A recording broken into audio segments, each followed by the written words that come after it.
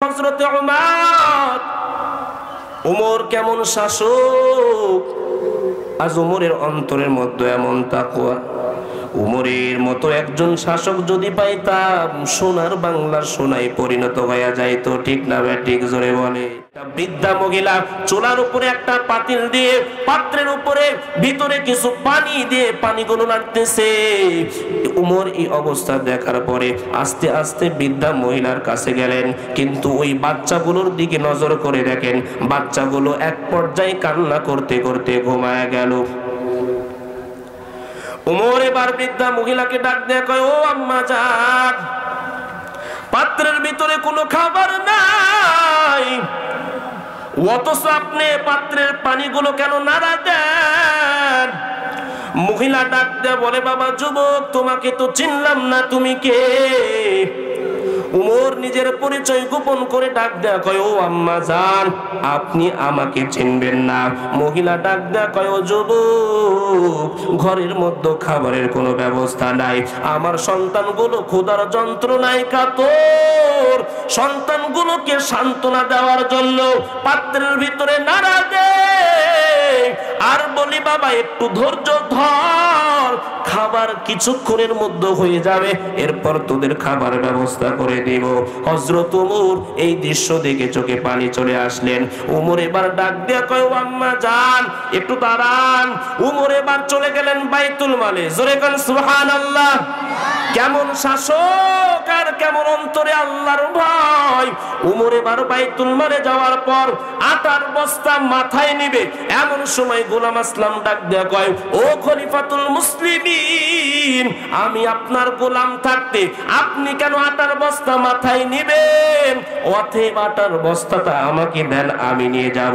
ওমর ডাক দেয়া কয়, রে গোলাম আসলাম, আজকে হয়তো আটার বস্তাটা মাথায় নিয়ে তুমি আমারে বাঁচাইবা।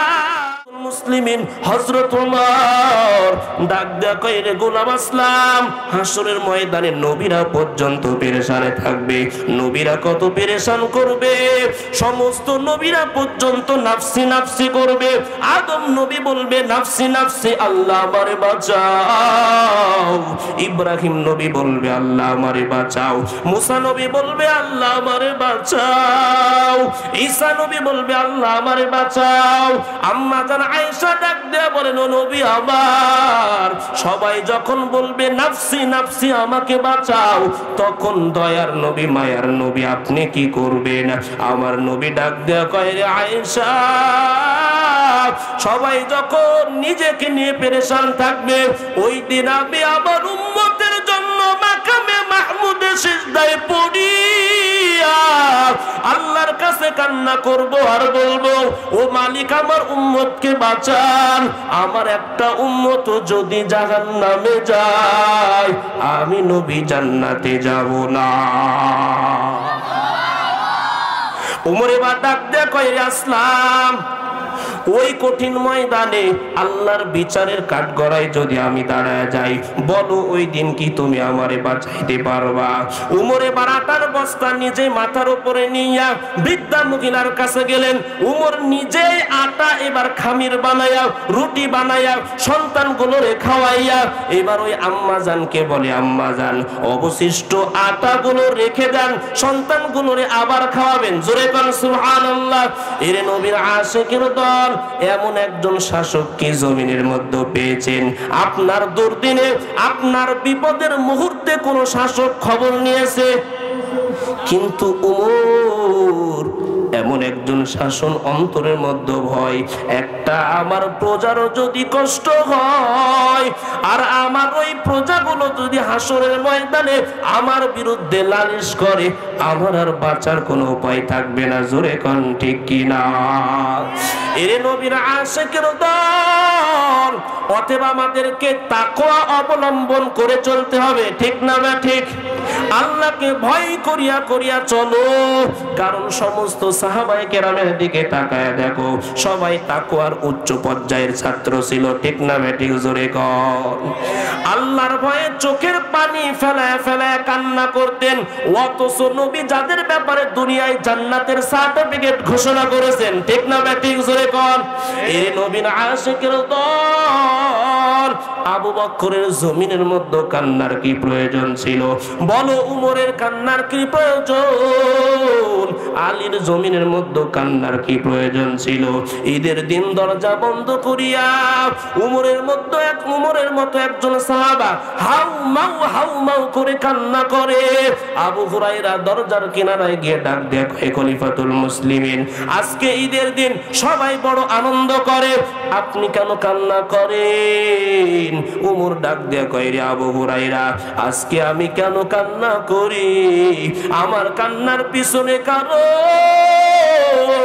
রমজানুল মুবারকে রোজা রাখলাম, তারাবির নামাজ আদায় করলাম, কোরআন তেলাওয়াত করলাম, জিকির করলাম, কত ইবাদত করলাম, জানি না আল্লাহ আমার ইবাদত কবুল করেছেন কিনা। জোরে কোন সুবহানাল্লাহ।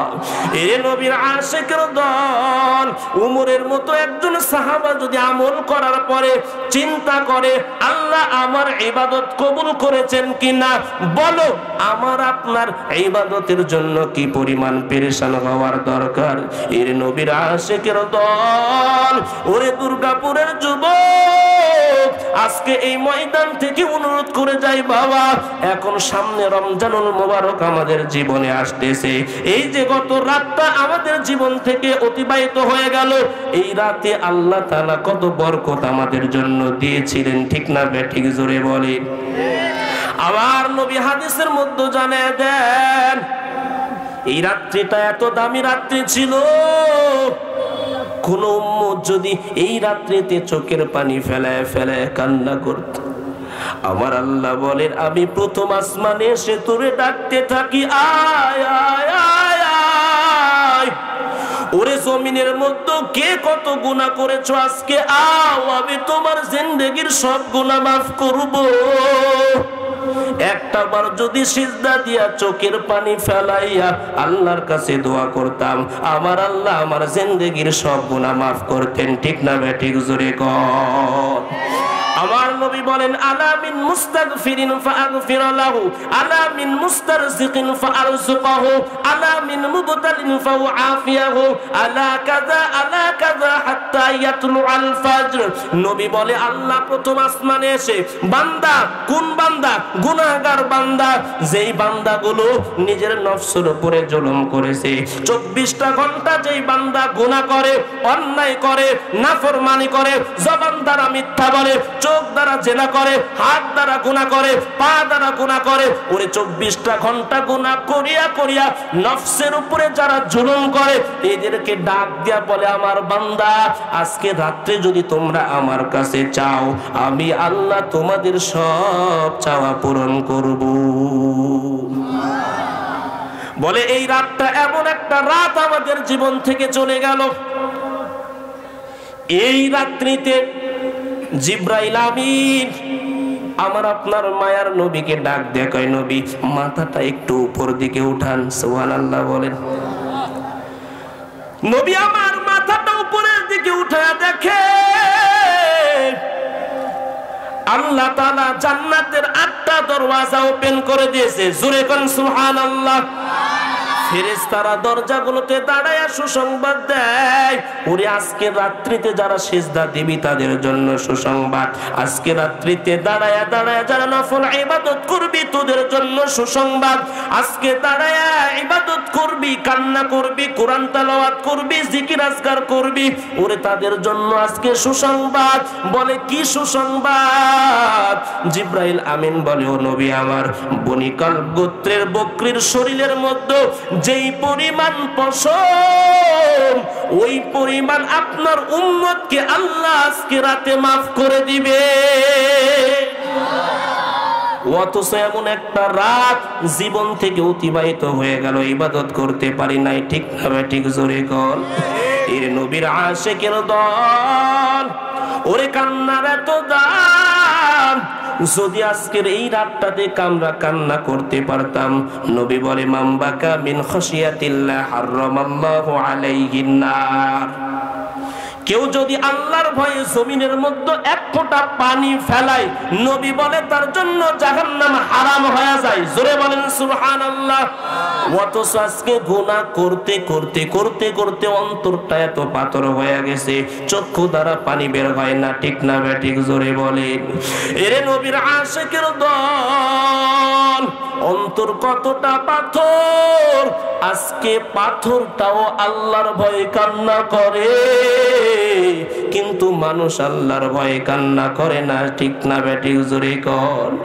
সুম্মা কাসাত কুলুবুকুম মিন বা'দি যালিকা ফাহিয়া কাল হিজারাতি আও আশাদ্দু কাসওয়া ওয়া ইন্না মিনাল হিজারাতি লামা ইয়াতাফাজ্জারু মিনহুল আনহার ওয়া ইন্না মিনহা লামা ইয়াশাক্কাকু ফায়াখরুজু মিনহুল মা ওয়া ইন্না মিনহা লামা ইয়াহবিতু মিন খাশিয়াতিল্লাহ ওয়া মাল্লাহু বিগাফিলিন আম্মা তা'মালুন।